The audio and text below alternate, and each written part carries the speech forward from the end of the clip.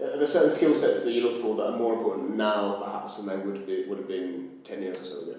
I think when we're hiring people, I mean, you're looking for a fundamental set of expertise or experiences which are important because whatever role you've got has got certain sort of technical requirements. But actually, equally as important and arguably more important is how that individual will fit into a team.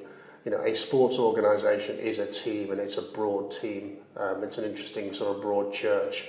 And I think the actual fit, how you will fit in, how you will cope under pressure, how you will help and support. And you can't tease all of that out in an interview, but you want to get a real understanding of how they might operate and how they would get on with the existing group of staff you've got. So you need a base level of technical expertise, but you don't need to be the most technically proficient person in that field.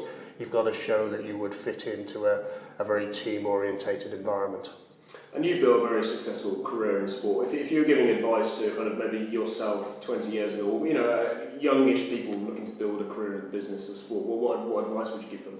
I mean, it is brutally competitive, although the industry is significantly bigger. So there are a lot more opportunities than when I started, but equally there's probably, you know, hundreds of times more people trying to get into those opportunities. So I think it is much more competitive than when I started. I think the key is to get some sort of foothold. So networking is an important opportunity, and there's plenty of opportunity both on a face-to-face basis and platforms like LinkedIn, where you can get yourself hooked into people and talk to people and communicate with people and just raise your own profile.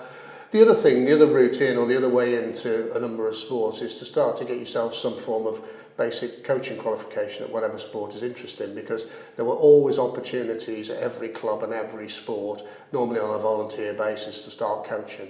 And at least that will get you alongside like-minded people and give you an opportunity. Also, if you're seen to have put something into the sport, then you've got quite a good case when you try and break in on a more professional, paid-for basis.